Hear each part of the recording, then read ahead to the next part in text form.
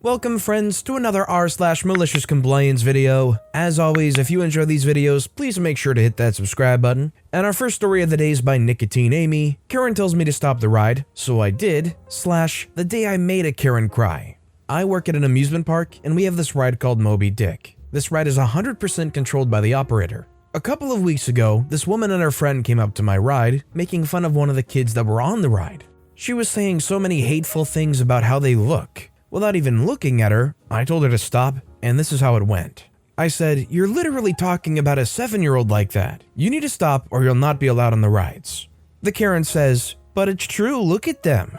I say, "Don't disrespect other guests, please, it's not okay." Karen's friend says, "Stop, Karen, before you get us in trouble again." And Karen says, "Whatever." When the ride was finished, I start letting the next group of people in. I say, "Do not pull down on the bars, pick any seat you like." To everyone as they walk in, since pulling on the bars can break the seats over time. I let a group of young boys in before Karen's group and they sat at the end seats. Karen marches over to the kids yelling at them to get out of her seat and that she paid to sit at the end. I say, "Miss, please stop yelling at the kids or you'll be removed from the ride with no refund and tickets." Karen says, "Don't tell me." And Karen's friend again says, "Stop it, Karen, just sit in the middle." She complained the whole time, walking to the middle seats and then pulled down the bar. I was thinking it was time to get a manager over, but I didn't want to bother them with her. Once I got everyone seated, I closed all the seat bars. When I was checking the seats, Karen's one was on the loose side, so I pushed it in just a little to make it tighter. Karen says, "You're trying to kill me. First you left my seat open, now you're making it so I can't breathe." I ignore her and keep checking seats. When I finally start the ride, I slowly rock it, and Karen is screaming to take her off, so I make the ride go faster, doing full circles now. Halfway during the ride, Karen screams, "Stop the ride, you freaking witch." She wants me to stop it? Fine with me. I park the ride at the top of the ride like I do when closing, but keeping the ride on. The 6 others on the ride weren't scared that the ride stopped. Karen started screaming bloody murder, crying and begging to be let down. The parents watching know what she said before their kids and know what's going on and start laughing. After around 30 seconds, she's screaming, "Let me down" still. So I do, on the fastest setting. I start the ride spinning full speed. I made the ride a little longer since all the kids were having fun. Before I open the seats, I scream a warning. Wait for the bars to be fully open and stay above your head before getting up. Stay seated. Karen pushes it up and gets up, having the bar fall back down and hit her in the head. Her friend laughed at her and got up, walking her off the ride. Knowing full well you could put this Karen in their place, knowing you have full control of the ride, would you push the ride up to its limits and make it go a little extra fast for Karen? Let me know in the comments down below what you would do with the controls. Our next story is by Metal Detectorists. You want your coffee hot? Even hotter? How about we curdle the milk for you? This happened a few years ago when I was first starting in hospitality, but this was the best intro I ever got into what hospo is really like. It was the afternoon, and my boss was already in a cranky mood because he was teaching a 17-year-old how to use the coffee machine, which would drive anyone mad. A woman came in and ordered a dine-in coffee extra hot. He let me do the coffee while he went out back, and I made the milk to 75 Celsius. For those who don't know, milk is steamed to around 65 Celsius, 149 degrees Fahrenheit. So this should have been fine. She comes back, "I asked for extra hot and this is lukewarm at best." I'm brand new at this, so my boss assumes I've made a mistake. I remake the coffee, showing him it's now at 80 degrees Celsius, 176 Fahrenheit. He tried a bit, burnt his mouth, and confirmed the thermometer was fine. I took it out to her, said sorry, and came back into a life lesson from my boss, saying that customers can sometimes tell when someone's new, so they prey on them. Again, the woman comes back, "I come here all the time and I've never been so disappointed," or something to that effect, and storms back to her table. My boss and I are really freaking confused at this point. He remakes it again. She brings it back again and begins to yell at me full Karen style. My boss had gone to the toilet at this point. I'm 17, brand new to customer-facing jobs, and trembling and crying. Finally, my boss walks up, yanks the cup from her hand, puts it under the steam wand and turns it on. Milk is boiling over the cup, all over the countertop and onto the floor. He just stares at her. He hands it back to her without ever breaking eye contact, milk curdled, half a cup of liquid missing, and says, "There, it's hot, I made sure of it." She was mortified. I was horrified.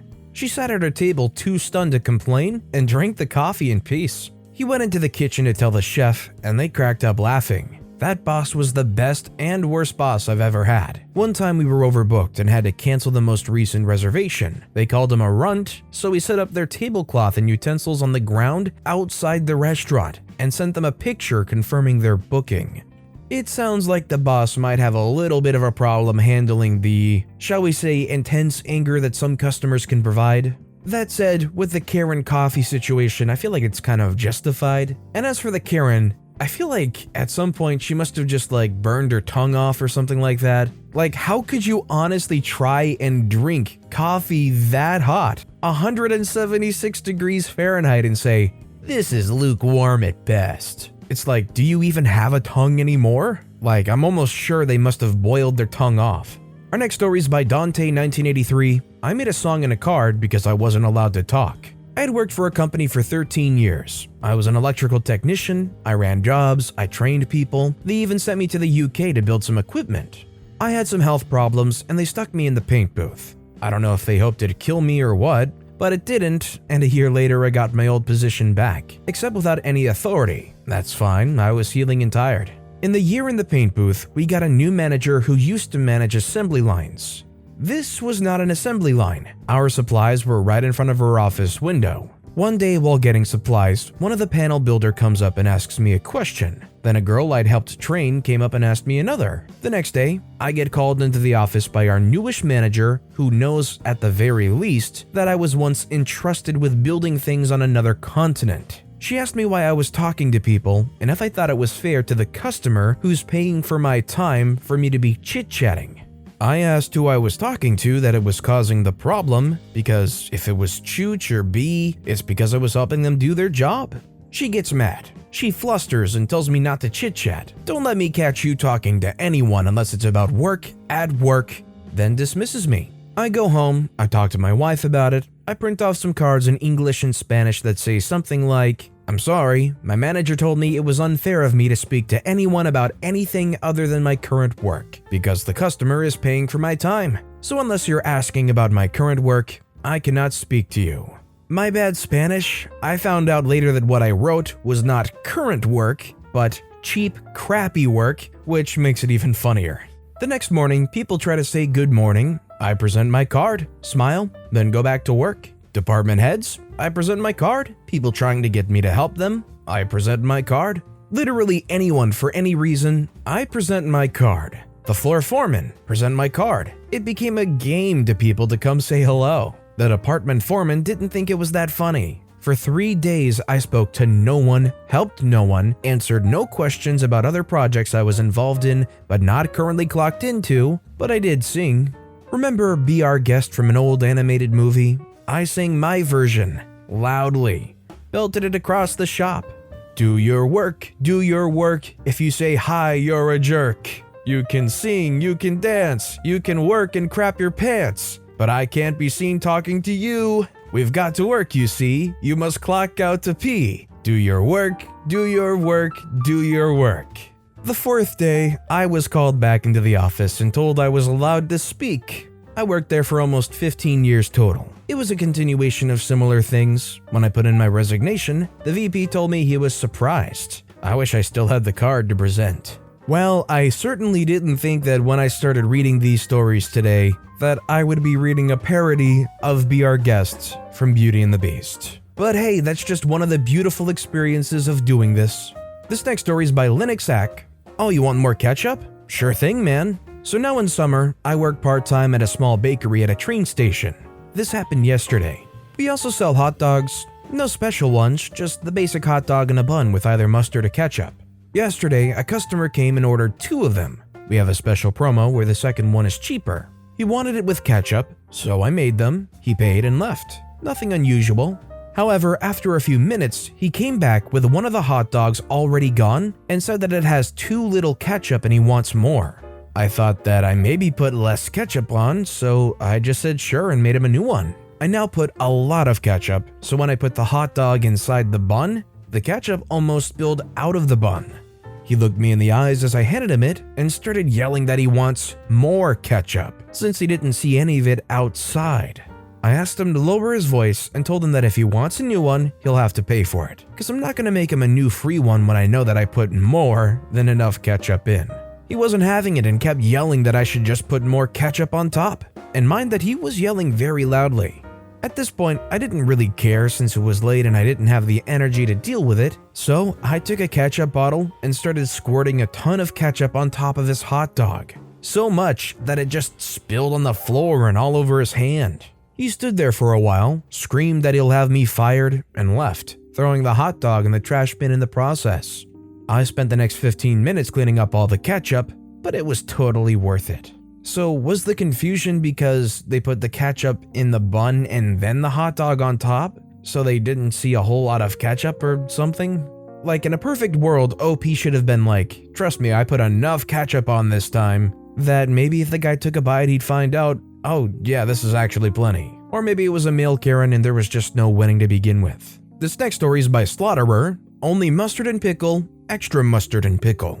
Back in my days of working at everyone's least favorite fast food place, featuring a pair of arches that happened to be gold, I had more than a few witchy customers. This one woman in particular comes to mind. Condescending attitude, all but threw the money at the cashier, and gave us all the contemptuous look when I saw her through the window. She came in through the drive-thru and ordered a quarter pounder, only mustard and pickle, extra mustard and pickle. For those not in the know, McPlace has a specially designed gun that dispenses a specific amount of ketchup and mustard. Standard operating procedure for extra is 2 shots instead of 1, and 1 extra pickle slice. I gave her 3 shots of mustard and a total of 4 pickle slices, 2 extra, as that's all she wanted on it. Cheese, beef, boxed and sent, and life continues on.